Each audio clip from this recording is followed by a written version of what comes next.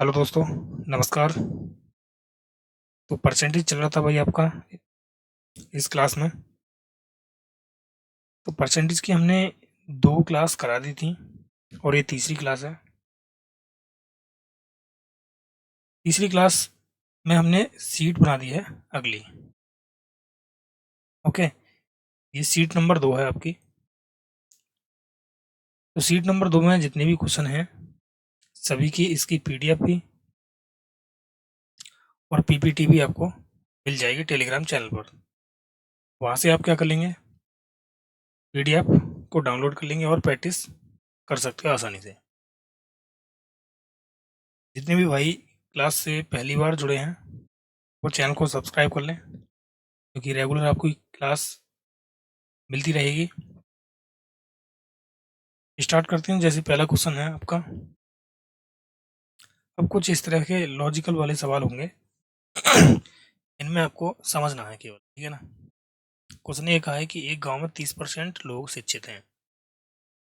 देखो, मान लेते हैं टोटल जो लोग थे वो कितने हैं, 100 हैं। इसमें से अगर 30% क्या है भाई, 30% अगर शिक्षित हैं तो अशिक्षित कितने होंगे, 70% हो जाएंगे। ठीक है ना, 100% मान लिया मैंने। इसने बोला है कि यदि गांव की कुल जनसंख्या 6600 हो तो उसमें अशिक्षित लोगों की संख्या बताइए। कुल संख्या कितनी है भाई, 6600 है। और इस 6600 में से 70% क्या है, अशिक्षित हैं। तो हमें इसका क्या निकालना है, केवल 70% निकालना है। जीरो से 2 जीरो कैंसिल हो जाएंगे, तो यह गया 0, 7×42, 7×42 और 4 हो गया 46, यानी 4620। ऑप्शन नंबर ए हमारा करेक्ट होगा। ओके, समझ में आ गया होगा। अब नेक्स्ट सवाल की तरफ चलते हैं। Question number 2। क्वेश्चन ने कहा है कि 101 से लेकर 1000 तक की संख्याओं में कितनी प्रतिशत संख्याओं में इकाई अंक 9 है। देखो यार, सबसे पहले मुझे ये बताओ कि 1 से लेकर 10 तक कितने 9 हैं, तो 1। उसी प्रकार 10 से लेकर 20 तक कितने 9 हैं, 20 तक 1। उसी प्रकार अगर मैं आपसे कहूँ कि 100 तक कितने हैं जिनका इकाई अंक केवल 9 है, तो आप कहोगे 1 से लेकर 100 तक, सॉरी 100 तक कितने आ जाएंगे भाई, 10 आएंगे, क्योंकि एक तो 9 हो गया। 19, 29, 39, 49, 59, 69, 79, 82, 99। अब आप कहोगे इसके साथ में तो एक और 9 है ये, तो ये वाला नहीं जिनका इकाई अंक 9 है, केवल वो। 1 2 3 4 5 6 7 8 9 10 कितने हो गए, 10। लेकिन हमें चाहिए कितने,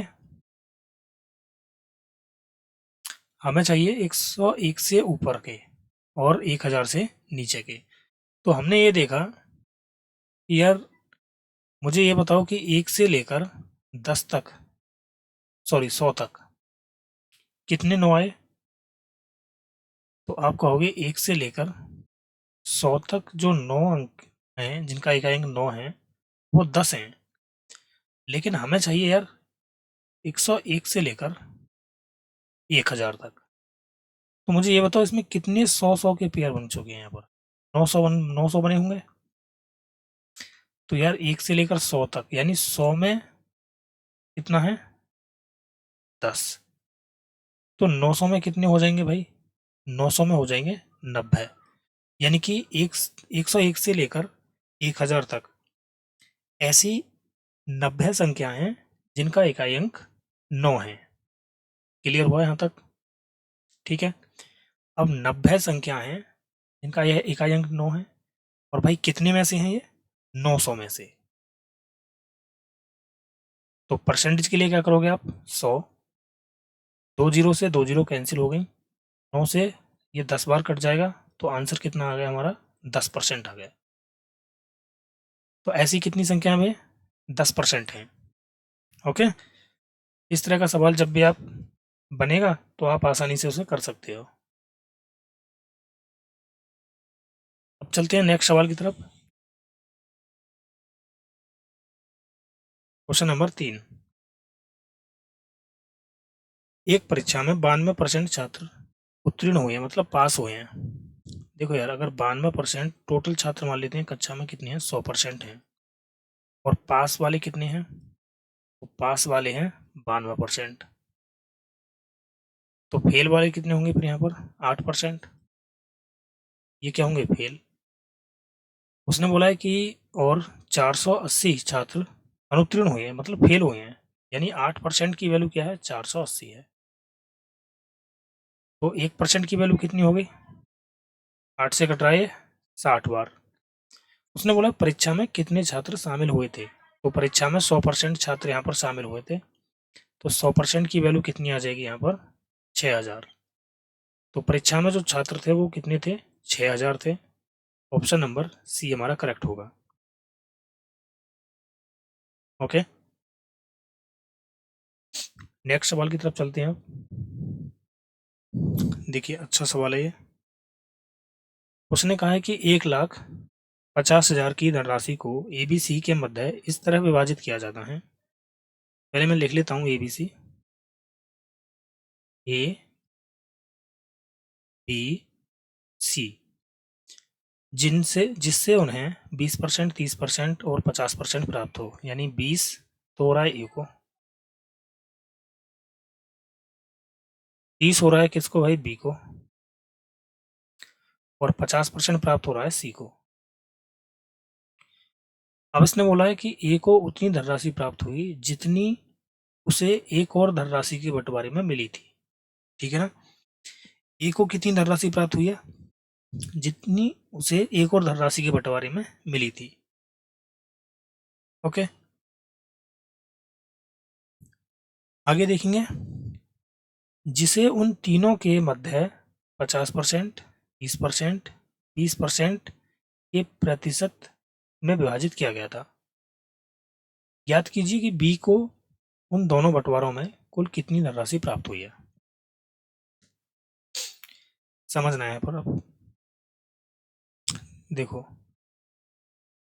यहां से थोड़ा समझना है कि भाई ए को उतनी धनराशि प्राप्त हुई है जितनी उसे एक और धनराशि के बंटवारे में मिली थी। अब ए को जो 20% मिला है ना, ये एक और धनराशि का हिस्सा है, मतलब एक और धनराशि में उतनी ही राशि प्राप्त हुई है। अब आगे इसने बोला जिसे उन तीनों के मध्य 50, 30, 20 के प्रतिशत में विभाजित किया गया था। ओके, आप मुझे ये बताओ यार,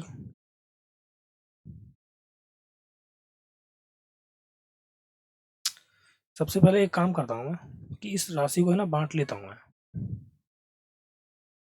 मैं क्या कर रहा हूँ, देखो यहाँ से ये रेशियो में कन्वर्ट कर ले रहा हूँ, तो परसेंट से ये परसेंट सभी अलग अलग हो जाएंगे, मतलब कट जाएंगे। परसेंट से परसेंट, परसेंट, जीरो से जीरो के तीनों कैंसिल। तो ए के पास 2 रुपये हैं, बी के पास 3 और सी के पास 5 रुपये। अब मुझे आप ये बताओ कि कुल मिला के इनके पास कितना धन है, 10, और 10 की वैल्यू क्या दे रखी है उसने, 1,50,000। तो एक की वैल्यू क्या आ गई यहाँ पर, ये आ गई भाई 15,000। तो ए के पास कितना धन है, अब ये बताओ मुझे। तो 15 दूनी 30, 30,000 है ए के पास। यहाँ तक समझ में आया। अब देखो सवाल ने ये कहा है कि ए को उतनी धनराशि प्राप्त हुई है जितनी उसे एक और धनराशि के बंटवारे में मिली थी, जिसे उन तीनों के मध्य, यानी ए को दूसरी जो धनराशि मिली थी ना, ए को, बी को और सी को, ए को 50% मिली है, बी को मिली है 30%, और सी को मिली है 20%। इसका मतलब 50% की जो वैल्यू है ना वो 30,000 है। 50% की वैल्यू कितनी है, 30,000 है। यहाँ तक आया समझ में। एक सेकेंड। 50% की जो वैल्यू है वो कितनी है, 30,000 है। तो अब मुझे ये बताओ, इसने बोला है बी को दोनों जगह कितना धन धन मिला है, तो बी को कितना मिला है, 30%। हमें 30% की वैल्यू चाहिए, तो 5 से काट लूँ इसे 10 बार, और 5 से काटेंगे इसे 5 छिंग 30, यानी 6,000। 10% की वैल्यू 6,000 है, तो 30% की वैल्यू कितनी हो जाएगी, 3 छिंग 18,000। तो बी को जो धन मिला है, अच्छा बी को यहाँ पर कितना मिला है, 3। अगर 1 यूनिट की वैल्यू 15 है, तो 3 की वैल्यू कितनी हो जाएगी, 45,000। तो बी का जो धन है वो कितना आ चुका है, 45,000 प्लस 18,000। यही तो है भाई। तो ये कितना आ गया, 1 2 3 और 8 5 13 का 3 हो गया, 4 और 1 5, 5 और 1 6, यानी 63,000। तो बी को जो धन मिला है वो कितना मिला है, 63,000 मिला है। ऑप्शन सी इसका करेक्ट होगा। समझ में आ गया होगा अच्छे से, ठीक है। धीरे धीरे मैंने समझाया है। अगला सवाल देखते हैं अब, क्वेश्चन नंबर 5। देखो, एक हवाई अड्डे के रनवे के एक आयताकार भाग की मरम्मत की जा रही थी, जिसके लिए व्यय का आकलन 2 रुपये प्रति वर्ग इकाई की दर के आधार पर किया गया था, किंतु कार्य करते समय उस भाग की लंबाई 10%, चौड़ाई 8% बढ़ा दी गई। इसके अतिरिक्त मरम्मत कार्य की लागत में 15% की वृद्धि हो गई। तो मरम्मत की लागत में शुरुआत के आकलन के ऊपर कितनी कुल प्रतिशत वृद्धि हुई थी। देखो, प्रतिशत में पूछा है तो हम इस 2 रुपये का कुछ भी नहीं करेंगे, इसका कोई मतलब ही नहीं है, ठीक है ना, क्योंकि सवाल ने परसेंटेज में पूछा है। तो मैं क्या कर रहा हूँ, देखो लंबाई जो थी पहले वो कितनी है भाई, पहले अगर 100 थी, मतलब मैं इसे रेशियो में कन्वर्ट कर रहा हूँ, 10 थी तो ये 11 हो गई, 10% बढ़ रहा है ना। और चौड़ाई कितनी होगी भाई, 8% बढ़ गई। 8% का मतलब क्या होता है, फ्रैक्शन वैल्यू होती है 8/100। 8/100 का मतलब हो गया 2/25, यानी ये 25 है तो ये 27 हो गई, ठीक है। अब मुझे ये बताओ कि क्षेत्रफल कितना आ गया, तो आयत का क्षेत्रफल होता है L/B। तो ये कितना आ गया भाई, पहले अगर ये 250 था तो अब ये हो गया कितना, 27 27, 27 और 2 कितना हो गया, 29, 297। ओके, ये हो गया आपका 297। अब देखिए, इसने बोला है कि लागत में कितने की वृद्धि हुई है, 15% की, ठीक है। 15% का मतलब कितना होता है भाई, 3/20, यानी पहले अगर इस काम के इसे 20 रुपये मिल रहे थे, तो अब इसे यहाँ पर 23 रुपये मिल रहे हैं। तो 250 यूनिट काम के कुल मिला के कितने रुपए हो गए, 250 यूनिट काम के, 1 यूनिट ध्यान रखना, 1 यूनिट 20 रुपये की है, तो 250 यूनिट कितना हो गया, 25 दूनी 50, यानी ये हो गया हमारा 5,000 का। और ये कितने का हो गया भाई, इसकी मल्टीप्लाई कर लेंगे, 23 161 हो गया, 16 बचा, 23 निम्मा 207, ऐड करेंगे तो 2 2 3, यानी आ गया 3, 22 बच गया, और 23 दूनी 46, 46 और 22 होता है 68, 68। ओके, तो अब मुझे ये बताओ, कुल लागत पहले कितनी थी, 5,000, अब कितनी हो गई, पहले कितनी थी भाई लागत, ये थी 5,000, और अब हो गई कितनी, 6,831। तो लागत में कितनी की वृद्धि हो गई, 1,831 की हो गई है। कितने से हुई है, 5,000 से। तो परसेंटेज के लिए क्या करोगे आप, 100, तो 1 2 1 2, ठीक है ना। अब देखो भाई, 50 से भाग करना है, तो कैसे करेंगे, 50 से भाग करेंगे, 2 से ऊपर नीचे गुणा कर देंगे और 2 अंक के बाद दशमलव लगा देंगे बस। 2 से मैंने ऊपर गुणा किया, 31 दूनी 62 होता है और 18 दूनी 36। नीचे 50 में मल्टीप्लाई करेंगे तो बटे में आ जाएगा 100 और 100 को हम हटाएंगे तो कितना आ जाएगा 36.62%। ऑप्शन ए इसका करेक्ट होगा। Okay, clear. पहले मैंने क्या किया है देखो, इसने बोला है लंबाई में 10% की वृद्धि, चौड़ाई में 8% की वृद्धि। तो लंबाई पहले 100 थी तो 110 होगी, 0 से 0 काट दिया तो ये हो गया 10 से 11। चौड़ाई 8% बढ़ रही है, यानी पहले 25 थी तो अब 27 हो गई। तो क्षेत्रफल कितना पहले था 250 और अब कितना हो गया 297। पहले ध्यान रखना ये वर्क है वो आपका, ये वाला अगर ये वर्क है 250 यूनिट और 1 यूनिट के इसे कितने मिल रहे हैं 20 रुपये, तो 250 यूनिट के कितने मिले 5000। उसी प्रकार 297 यूनिट के कितने हो गए 6831। पहले इसकी आय कितनी थी 5000, 5000 रुपये कमा रहा था, अब ये 6831 कमा रहा है। तो कितने की वृद्धि होगी 1831 की 5000 पर। परसेंटेज के लिए क्या किया है मैंने 100 बस। अगला सवाल देखेंगे अब।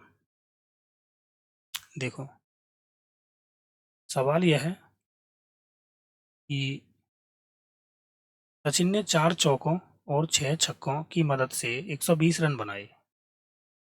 भाई 6 अगर छक्के हैं तो कुल मिला के कितने रन हो गए 6 छक्के 36 रन, और 4 इसने चौके मारे हैं तो कितने हो गए 4 चौक 16 रन। तो कुल मिला के कितने रन बना दिए इसने 6 और 6 12 और ये हो गया 52। तो इसने 52 रन बना दिए हैं। इसने बोला है कि उसने मदद से 120 रन बनाए हैं, यानी 120 रन बनाए थे जिसमें हमारे 52 रन शामिल हैं। ये तो क्या है भाई 6 और 4 के रन हैं 52, ठीक है ना। तो मुझे ये बताओ कुल रन इसने बनाए थे 120, तो दौड़ के कितने रन लिए होंगे इसने, फिर घटा दें इसको। दौड़ के रन लिए होंगे इसने 10 में से 2 गया 8, यानी 68 लिए होंगे, ठीक है ना। कितने लिए हैं 68। ओके, और ये हमें परसेंटेज में कन्वर्ट करना है बस, कि भाई उसने कुल रनों के कितने प्रतिशत रन विकेटों के बीच दौड़कर बनाए। तो भाई 68 रन बनाए थे 120 में से। परसेंटेज के लिए क्या करोगे आप 100, तो 20 छिक्के 120 हो गया और 20 पंजे हो गया 100। 6 से काट देते हैं इसको, 6 एकन 6, फिर 6 एकन 6 पॉइंट लगा, 6 तिया 18, फिर 6 तिया 18 मल्टीप्लाई करेंगे तो 3 पंजे 15, 3 पंजे 15 और 1 16, 11 थी 33 और 1 हो गया 34, यानी 34.65 के समथिंग आ जाएगा 34.65। तो इसमें तो कोई भी ऑप्शन नहीं मिल रहा है भाई।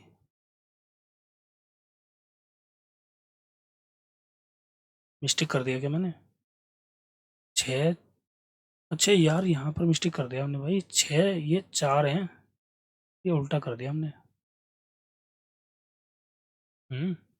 तभी तो मैं कह रहा हूँ कि गलत कैसे आ रहा है। थोड़ी सी मिस्टेक की वजह से यार थोड़ा पूरा ही सवाल हो जाता है। देखो 6 इसने चौके मारे हैं, तो ये हो गए 24 रन, और 4 छक्के मारे हैं इसने, तो ये हो गए 24 रन, यानी टोटल हो गया 48 रन। अब सही है ये। तो ये आ गया कितना आपका 2 और 7 यानी 72, 72 रन इसने बनाए हैं विकेट के बीच दौड़कर। 72 रन बनाए हैं 120 में से। परसेंटेज के लिए क्या करोगे आप 100, तो 0 से 0 कटा, 12 से 12 छिंग 72, यानी आंसर आ गया हमारा 60%। ऑप्शन नंबर सी इसका करेक्ट हो जाएगा। ओके, 60% इसका राइट आंसर होगा। नेक्स्ट सवाल की तरफ चलते हैं, क्वेश्चन नंबर 7। देखो बहुत ही अच्छा सवाल है ये, और समझना इसको ध्यान से। एक कॉलेज में 3200 छात्र हैं जो या तो इंजीनियरिंग या मेडिकल स्ट्रीम से संबंधित हैं, ठीक है। छात्रों की संख्या पुरुष छात्रों की छात्राओं की संख्या पुरुष छात्रों की तुलना में 22.22% कम है। अभी 22.22% का मतलब क्या होता है? सबसे पहले तो यही जानना है। तो ये होता है भाई 2/9। ठीक है, 2/9। अब देखना यहाँ पर, क्योंकि 11.11% जो होता है ना वो 1/9 होता है, और हम कर रहे हैं 22.22%। तो इसका ये डबल है, तो इसका भी डबल कर देंगे, 2/9 हो जाएगा। हो गया ना? देखो,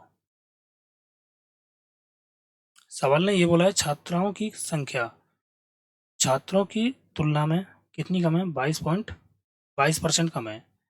यानी कि अगर मैं यहाँ पर क्या मानता हूँ, बॉयज़ अगर 9 मानता हूँ मैं, बॉयज़ की संख्या अगर मैं 9 मानता हूँ, तो गर्ल्स की संख्या कितनी हो जाएगी? 7 हो जाएगी। यही तो बात है। अब इसने बोला है कुल पुरुष छात्रों में से 50% इंजीनियरिंग स्ट्रीम से हैं। ठीक है ना? अब मैं इसे करता हूँ भाई कि कुल छात्र कितने हैं भाई। या तो देखो आप कैसे कर सकते हो, 9 और 7 कितना हो गया? 16। तो 16 की वैल्यू उसने दे दी है 3200। तो 1 यूनिट की वैल्यू क्या आ गई? 200। तो भाई 9 यूनिट की वैल्यू कितनी हो जाएगी? 9 दूनी 1800। और 7 की वैल्यू कितनी हो जाएगी? 7 दूनी 1400। ठीक है, 1800 और 1400 हो गया ये। अब यहाँ से हमें ये देखना है 50% का मतलब कितना होता है? आधा होता है ना। देखो, कुल पुरुष छात्रों में से 50% इंजीनियर हैं, मतलब इसका आधा तो कौन है? ये इंजीनियर, यानी 900 इंजीनियर हैं। मेडिकल स्ट्रीम से संबंधित कुल छात्र 2000 हैं। ठीक है, मेडिकल स्ट्रीम से संबंधित जो छात्र हैं वो कितने हैं? 2000 हैं। तो अगर मैं 3200 में से मेडिकल वाले 2000 निकाल दूं, तो मुझे ये बताओ कि कुल छात्र कितने बचे यहाँ पर? 1200। ठीक है, और 1200 में से 900 जो छात्र हैं वो कैसे हैं भाई? इंजीनियर हैं। तो 300 छात्र कितने बचे फिर?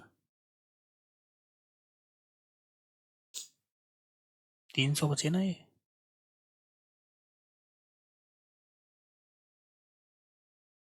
एक सेकंड रुको यार, मेडिकल स्ट्रीम से संबंधित कुल छात्र 2000 हैं।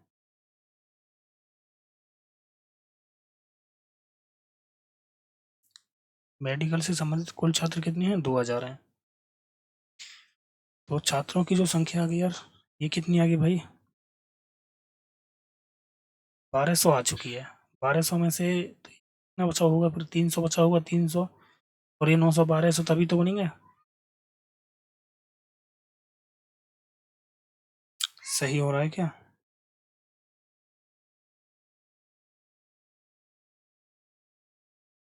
300 एक सेकंड हो यार, 300 इसका नहीं होगा ये, क्योंकि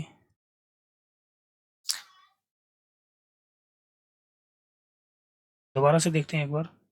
कुल पुरुष छात्रों में से 50% इंजीनियर स्ट्रीम से हैं, 50% इंजीनियर से हैं। तो 900 बचे भाई किसी और से होंगे, ये मेडिकल से मान लेते हैं उनको। ठीक है,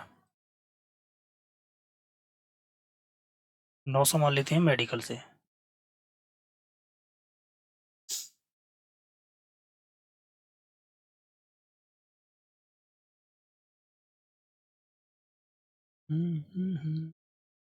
अब ये 1200 हैं। सवाल ने बोला मेडिकल स्ट्रीम से संबंधित कुल छात्र 2000 हैं। तो कुल छात्र अगर 2000 हैं,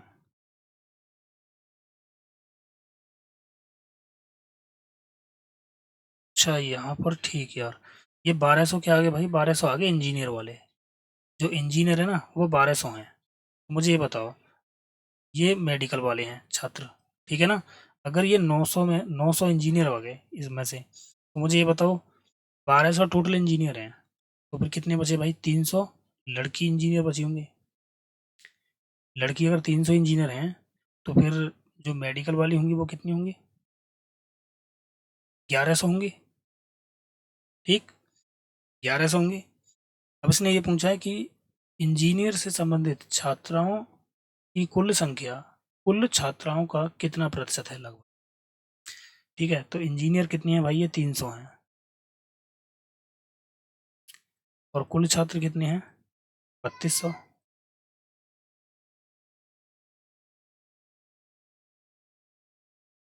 ओके।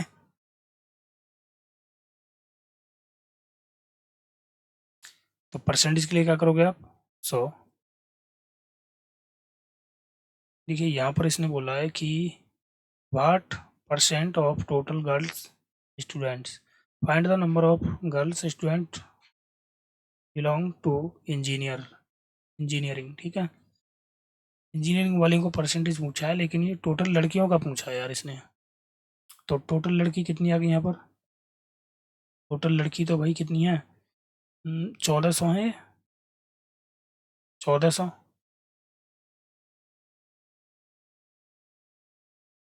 क्वेश्चन यार हमने थोड़ा जगह कम बची है यहाँ पर। 1400, दो से काटा मैंने, 2 जीरो से 2 जीरो, 2 सत्ते 14, और 2 से कट गया ये 15 बार।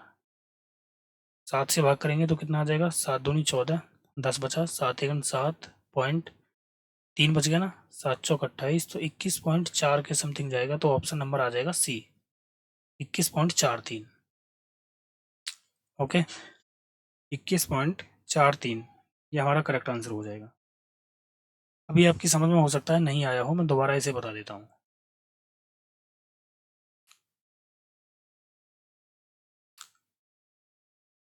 अब जितने भी क्वेश्चन आएंगे वो अच्छे सवाल ही आएंगे भाई, तो थोड़ा ध्यान से समझना है, और धीरे धीरे ही मैं समझा के चलूँगा आपको।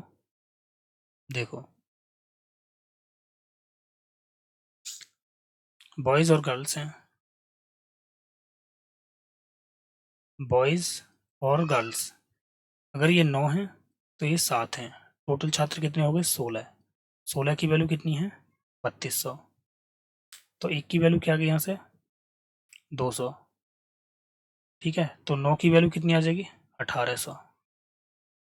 और 7 की वैल्यू कितनी आ जाएगी? 1400। यानी 1400 लड़कियां हैं, 1800 लड़के हैं। उसने बोला है कुल छात्रों में से 50% इंजीनियर हैं, यानी कि इंजीनियर कितनी है इसमें से? 50% मतलब आधा, यानी 900। 900 कौन कौन है भाई? ये इंजीनियर। तो मेडिकल वाले कितने होंगे फिर? 900 ही होंगे। अब इसने बोला है देखो, मेडिकल स्ट्रीम से संबंधित कुल छात्र 2000 हैं, तो कुल छात्र कितने हैं? 3200। इसमें से 2000 कौन है भाई? मेडिकल वाले। तो इंजीनियर कितने बचे होंगे यहाँ पर? 1200। 1200 में कौन कौन शामिल है इसमें? बॉयज़ और गर्ल्स। बॉयज़ कितनी है इसमें? 900। वही 300 बची लड़कियाँ, मतलब इंजीनियर लड़कियाँ कितनी है यहाँ पर? 300। ठीक है, तो मेडिकल लड़कियाँ कितनी होंगी मेडिकल वाली? 1100। लेकिन हमारा इन्हें निकालने का कोई मकसद ही नहीं है, क्योंकि इसने पूछा इंजीनियर परसेंटेज कितनी है लड़कियां हैं। तो इंजीनियर कितनी है? 300। कितने में से? 1400 में से। कुल लड़कियां 1400 हैं, और परसेंट के लिए 100। तो जब आप इसे कैलकुलेट करोगे तो कितना आ जाएगा? 21.43% अप्रॉक्स में। ठीक है, अब आ चुका होगा आपकी समझ में। अगला सवाल देखते हैं आप। देखो, यदि निर्धारित समय से पहले हाउस टैक्स यानी गृह कर का भुगतान करने पर बिल राशि पर 12% की छूट मिलती है। ठीक है ना, यानी 12% की छूट मिलती है।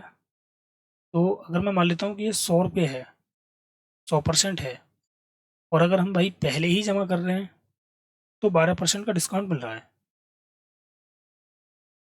तो हमें कितना जमा करना पड़ रहा होगा? 88% जमा करना पड़ रहा होगा टैक्स।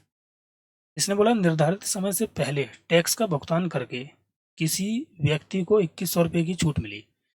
तो भाई निर्धारित समय से अगर पहले कर रहा है तो ये 12% की छूट मिल रही है। इसका मतलब 12% की जो वैल्यू है वो कितनी है? 2100। तो 12 से काट दें या फिर 3 से काट दो इसे, 3 चौक 12 हो गया, और 3 से काटूंगा इसे, 3 सत्ते 21। 1% की वैल्यू क्या आ जाएगी यहाँ से, 4 से काटेंगे, 4 एकम 4, तो 3 बचा, 4 सत्ते 28, 4 पंजे 20।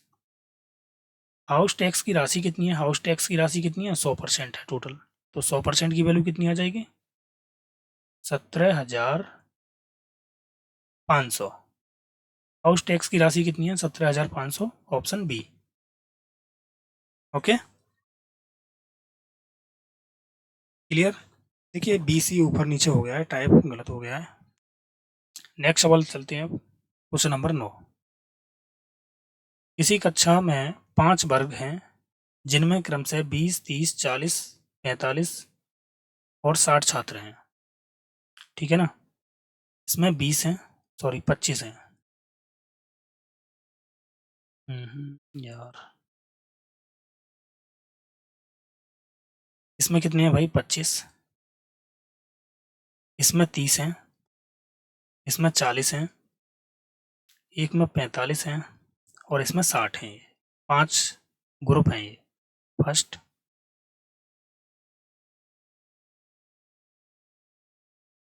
ये आपका पहला है, मैं ए बी सी डी मान लेता हूँ, ए बी सी डी और ई।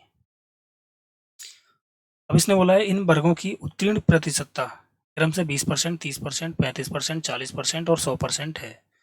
तो इसने बोला पूरी कक्षा का उत्तीर्ण प्रतिशतता कितना है। ठीक है, देखो यार, अगर मैं देखूं यहाँ पर, इसे हम कई तरीके से कर सकते हैं। ठीक है, इसे मैं रेशियो में कन्वर्ट कर लेता हूँ। मैंने काटा 55 25, 5 6 30, 5 8 40, 5 9 45 और 5 से 12 बार कट गया। अब आप इसे जैसे चाहो ऐसे बना सकते हो, ठीक है ना। देखो यहाँ पर 20% है ये, इसमें कितने हैं, 20% छात्र हैं पास। और इसमें कितने हैं, 30% छात्र। इसमें 40%, सॉरी 35%, इसमें 40% और इसमें पूरे 100% हैं। 100% का मतलब तो पूरे के पूरे ही पास हो गए ना, यही तो हो गया। 100% का मतलब 12 के 12 पास हो चुके हैं यहाँ पर। और यहाँ पर कितने हुए, इन दोनों की मल्टीप्लाई करेंगे। देखो मैं 40, इस कैसे करूँगा इसे, 9 × 40/100 करोगे ना आप, तो 9 चौक 36, यानी 360/100 आएगा। तो 100 को हम हटा देंगे और पॉइंट लगा देंगे 2 अंक बाद। ठीक है, मैं पहले से ही ये मान के चल रहा हूँ कि ये पॉइंट 40 है, और अगला वाला कितना है, पॉइंट 35, अगला वाला पॉइंट 30, उससे आगे पॉइंट 20, इस तरह से मान के चल रहा हूँ मैं, तो आसान हो जाएगा। ठीक है, बाकी तो इसे करने के बहुत सारे तरीके हैं। ये कितना हो गया, 9 चौक 36, यानी 3.6 आ जाएगा यहाँ पर, 3.6। और ये हो गया भाई 8 पंजे 40 की 0, और 8 या 24 और 4 28, 2 अंक बाद दशमलव लगेगा तो 2.80 आ जाएगा। 6 तिया 18, यानी कि ये आ गया 1.80। और ये कितना आ गया, 25, 20 पंजे 100, मतलब ये आ गया 1। तो कुल मिला के ये कितने छात्र हैं भाई जो पास हुए हैं, ऐड कर लेंगे इनको। ऐड करेंगे तो देखो 80 और 80 160, 160 और 60 कितना हो गया, 6 और 6 12, 220, यानी पॉइंट के बाद ये 20 आ चुका है, 2 बच गया हासिल का। अब देखेंगे 12 और 3 15, 15 और 2 17, 18 19, 19 और 2 21, यानी 19.20 जो छात्र हैं ये पास हैं। टोटल कितने छात्रों में से, तो टोटल छात्र कितने हैं भैया 5 और 6 11, 11 और 9 हो गया 20, 20 और 8 28, 28 और 12 कितना होता है 40, 40 में से पास हैं ये। परसेंट के लिए क्या करोगे आप, 100। देखो इससे ये 2 जीरो कैंसिल हो जाएंगे, इस जीरो से ये जीरो कैंसिल, 4 से भाग करना होगा, 4 चौक 16। कहीं मिस्टेक हो गया क्या,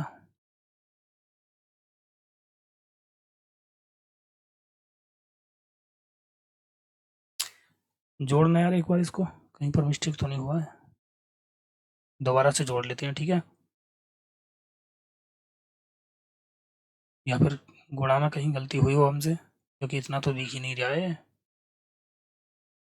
4 से ऊपर है, 5 से स्टार्ट है ऑप्शन। 20 पंजे 100 हो गया ये। 6 तिया 18, 180 हो गया। 8 पंजे 40, 4 बचा। 8 तिया 24 और 4 28, ठीक है। 9 चौक 36 और ये 12 हो गया, ठीक है। 12 और 3 15, 15 16 17 18 19। हाँ ज़्यादा बैठेगा यार, 19 तो यही आ गया। .80 और .80 और .60, इसको ऐड करेंगे। 6 और 8 14, 14 और 8 कितना हो गया, 22, यानी आ गया 2.2। तो 9 और 2 11, यानी 21.2 आ गया। ये आ चुका है हमारा 21.2। कितने में से, 40 में से। तो परसेंट के लिए क्या करोगे आप, 100। इसको हटाएंगे तो 2 जीरो, और 2 जीरो से 2 जीरो कैंसिल। 4 से भाग करेंगे, 4 पंजे 20, 4 तिया 12, मतलब 53% हमारा आंसर है, ऑप्शन सी। ठीक है। अगर आप इसे भाई और कोई मेथड लगाते हो ना, थोड़ा सा कैलकुलेशन और ज़्यादा बढ़ ही सकती है, ठीक है, कम तो होगी नहीं। एक तरीका इसका ये भी है कि हम इसे इजूम कर लें, ठीक। इजूम करके भी हम इसे कर सकते हैं, या फिर हम इसे पॉइंट में ना मान के वैसे बना वैसे भी कर सकते हैं। देखो जैसे मैं बिना पॉइंट के भी इसे बता देता हूँ। जैसे अगर मुझे ये काटना नहीं है, ठीक है, आप ये नहीं चाह रहे कि हम इन्हें काटें, आप क्या करोगे, फिर सीधा सा आपको डायरेक्ट परसेंटेज ही निकालना है। मैं उस वाले तरीके को भी बता देता हूँ, हो सकता है कि आपकी समझ में आ जाए। देखो यहाँ पर ये 25 हैं, ये 30 हैं, ये 40 हैं, ये 45 हैं और ये 60 हैं। तो इसका तो भाई कितना हुआ है, ये 25, 20% हुआ है इसका। इसका 20% निकालना, निकालो अब 20%। तो 20% जब हम निकालेंगे तो ये आ जाएगा कितना भाई, 25 दूनी 50, यानी 5 आ जाएगा। और इसका कितना है, 30%। तो इसका 30% निकालेंगे तो कितना आ जाएगा, 9। इसका हमें निकालना है 35%। तो 35 चौक 140, मतलब ये आ जाएगा 14। इसका निकालना है हमें 40%। तो 45 चौक 180, यानी ये आ जाएगा 18। और इसका 100%, ये कितना आ जाएगा, 60। तो टोटल मिला के, कुल मिला के कितने छात्र पास हुए हैं, अब इन्हें ऐड कर लो आप। तो 9 और 5 14 और 14 28, 28 और 18 कितना हो गया, 8 और 8 16, 46। 46 में 60 ऐड कर देंगे तो ये आ जाएगा 106। 106 पास हैं कितने में से, इनको ऐड कर देंगे। देखो 60 और 40 100 हो गया, 100 और 30 130, 130 हो गया। और 130 और ये 25 और 45, ये कितना हो गया, 70। तो 200 हो गया कुल मिला के, टोटल मिला के कितना हो गया, 200। परसेंट के लिए क्या करोगे आप, 100। 2 जीरो से 2 जीरो कैंसिल की और 2 से काटा मैंने इसको 53 बार। 53 दूनी होता है 106। ऐसे कर लेना आप, अगर ऐसे आपकी समझ में आता है तो। ठीक है, ये भी सही है मेथड, अच्छा मेथड है ये। अगला सवाल देखेंगे। देखो बहुत ही अच्छा सवाल है ये।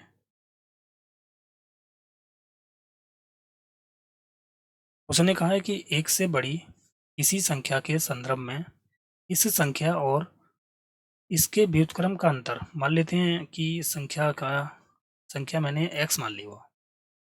अब इसका व्युत्क्रम कितना होता है, 1/x होता है, ठीक है ना। मैंने संख्या मानी x और इसका व्युत्क्रम हो गया 1/x। देखो अब एक से बड़ी किसी संख्या के संदर्भ में इस संख्या और इसके व्युत्क्रम का अंतर, यानी संख्या और इसका व्युत्क्रम दोनों का अंतर, ठीक है ना। इस संख्या और इसके व्युत्क्रम के योग का, यानी संख्या और इसके व्युत्क्रम का योग, योग का कितना है, 25% है। यानी इस संख्या और इसके व्युत्क्रम का जो अंतर है ना, वो इसके योग के 25% के बराबर है। 25% का मतलब कितना होता है, 1/4। तो सॉल्व कर लेंगे अब इसको भाई। 4 से मैं इधर गुणा कर दूं तो ये हो जाएगा 4x माइनस 4/x बराबर x plus x, sorry 1/x, 1/x। मैं इसको इधर ले जा रहा हूँ और इसको इधर ले जा रहा हूँ, तो ये कितना बचा भाई, ये आ गया 3x और ये आ जाएगा कितना भाई, 5/x। तो क्रॉस मल्टीप्लाई करेंगे तो एक्स स्क्वायर बराबर कितना आ जाएगा, 5/3, यही आएगा। अब इसने बोला है इस संख्या का 4 घातांक इसके वर्ग से कितना प्रतिशत अधिक है। 4 घातांक का मतलब क्या होता है, देखो कि इसका वर्ग तो हो गया ये, और घातांक 4 का मतलब हो गया घात 4 कर दो। इसी में अनुपात में बना लेता हूँ। देखो एक्स स्क्वायर से जब मैं इसे काटूंगा तो ये आ जाएगा एक्स स्क्वायर, इससे काट रहा हूँ 2 बार कट जाएगा, ये कट जाएगा इसमें से, तो ये आ गया 1 एक्स स्क्वायर की वैल्यू क्या है, 5/3। तो 3 की इधर मल्टीप्लाई हो जाएगी तो ये हो जाएगा 3:5। सवाल ने ये बोला है कि इसकी इस संख्या का 4 घातांक इसके वर्ग से कितना प्रतिशत अधिक है। तो भाई वर्ग से ये कितना ज़्यादा है, घातांक 4, 2, 2 ज़्यादा है 3 से। परसेंट के लिए 100 करेंगे, 200/3, इसका मतलब होता है 66.66 या फिर 67%। तो ऑप्शन आ गया 66.7%, ऑप्शन बी। ओके, इस तरह से करना था ये। हो जाएगा। 11वां सवाल देखते हैं अब।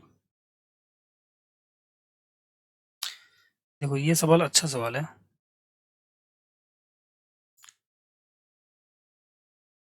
क्वेश्चन ने कहा है कि भाई एक निर्माण इकाई में यह देखा गया कि कच्चे माल की कीमत में 25% की वृद्धि हुई। कच्चे माल की कीमत मान लो पहले 100 थी और अब ये कितनी होगी, 125 हो गई है। और श्रम लागत कच्चे माल की लागत के 30% से बढ़कर कच्चे माल की लागत का 38% हो गई है। ठीक है, कच्चे माल की लागत का कितना हो गई है, 38% हो गई है।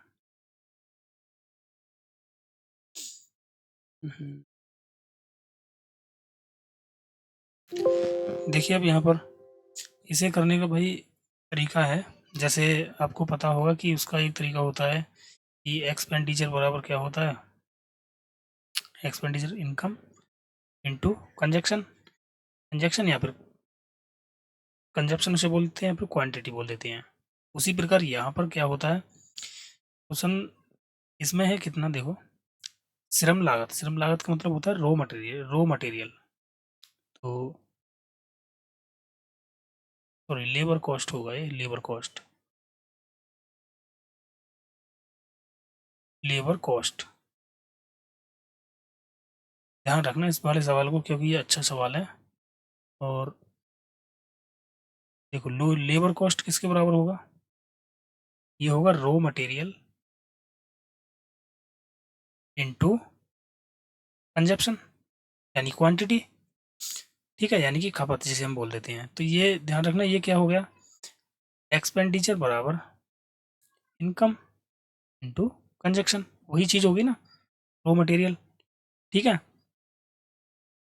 देखो अब ये इसका कॉन्सेप्ट है।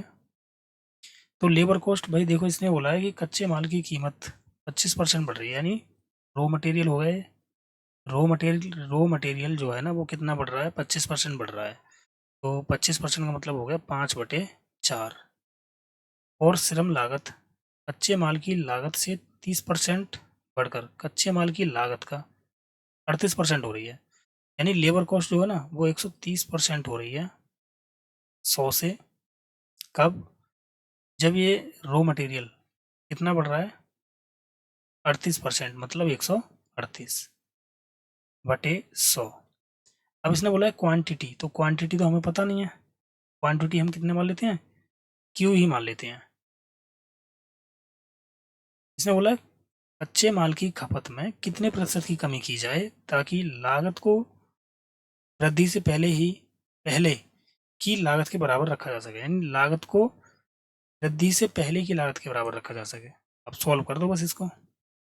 तो देखो 2 जीरो से ये 2 जीरो कैंसिल हो गया, 2 दूनी 4 हो गया, और ये हो गया 2 छिक्के 12 और 2 नीम 18, 5 से काट रहा हूँ इसको, तो ये हो गया 5 छिंग 30, सॉरी 5 दूनी 10,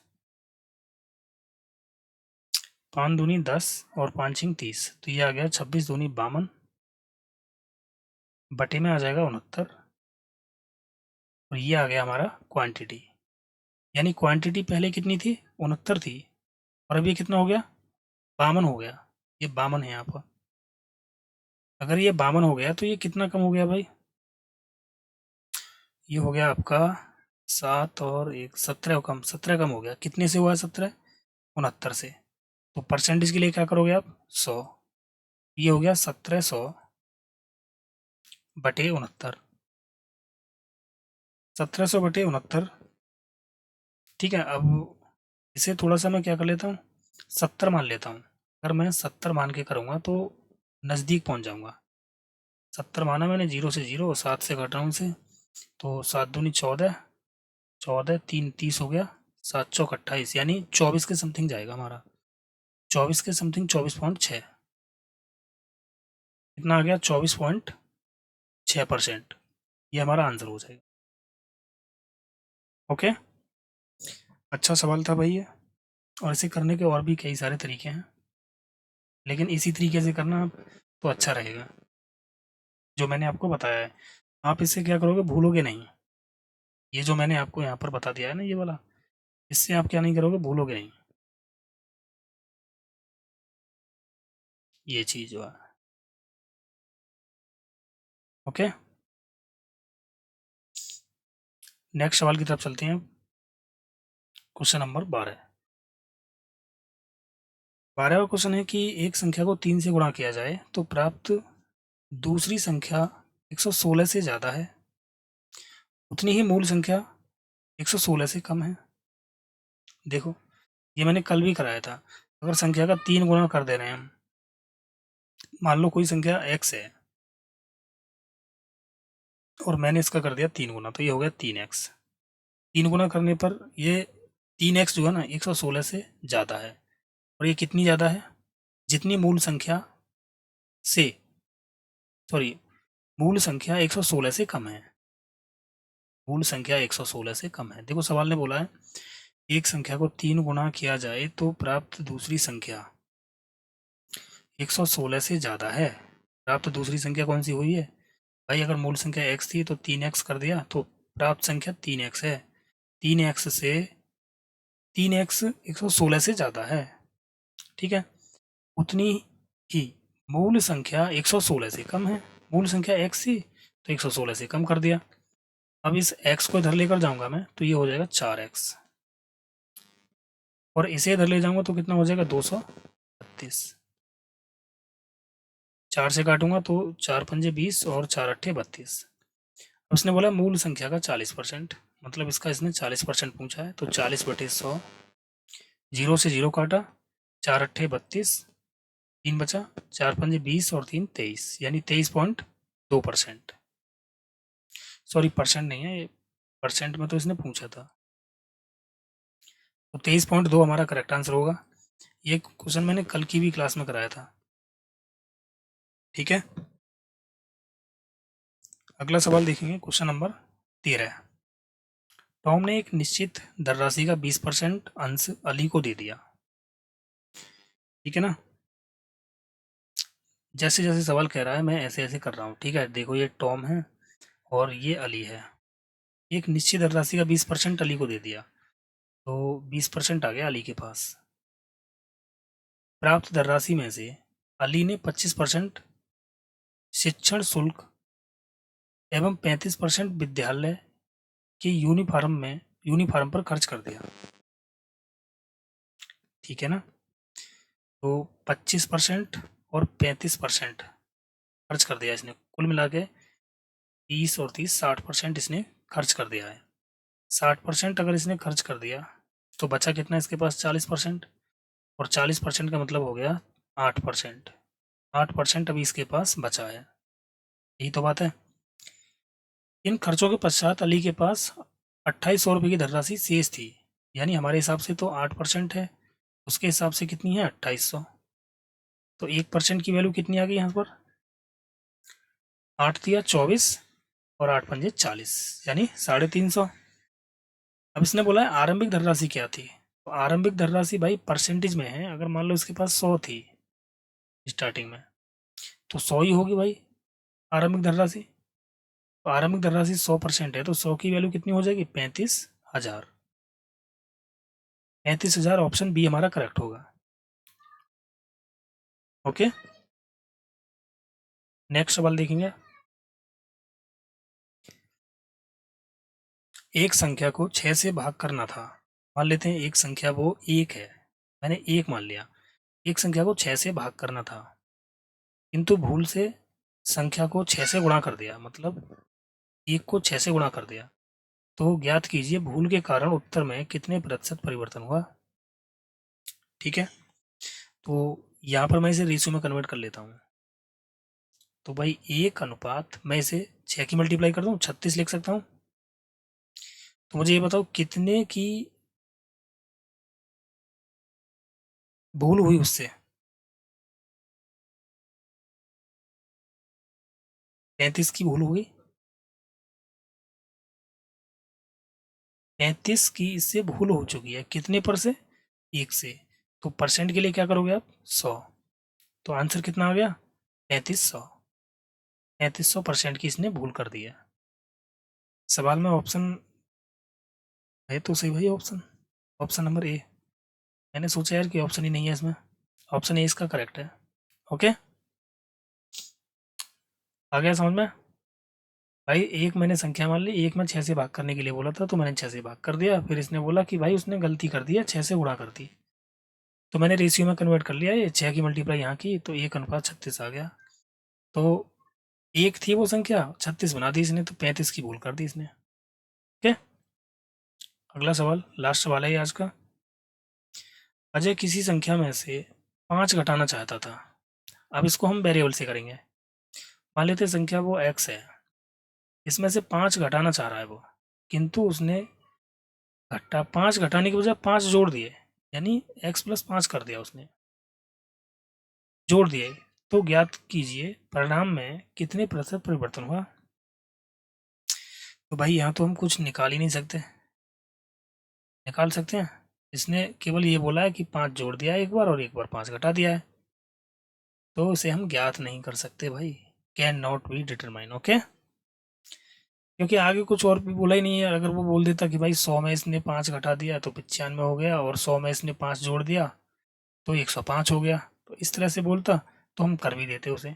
लेकिन एक संख्या बोल दी उसने, तो एक संख्या हमें क्या पता वो x है। ठीक है ना, अब यहाँ से आप देख थोड़ी ना सकते हो कि भाई कितना इसने कम किया है या ज़्यादा किया है। तो इसका आंसर क्या हो जाएगा, डी। चलिए आज के लिए इतना ही छोड़ते हैं। ये पीडीएफ आपको डिस्क्रिप्शन बॉक्स में लिंक दे दिया है मैंने टेलीग्राम चैनल का, वहाँ से आप टेलीग्राम चैनल से जुड़ जाएं और वहाँ से आप पीडीएफ को डाउनलोड करके क्वेश्चन की प्रैक्टिस कर सकते हो। और जो भी क्वेश्चन समझ में नहीं आया उसे आप ग्रुप में डाल सकते हो टेलीग्राम वाले में। ओके, या फिर कमेंट बॉक्स में कमेंट करके बता सकते हो, मैं उसे दोबारा से रिपीट कर दूंगा।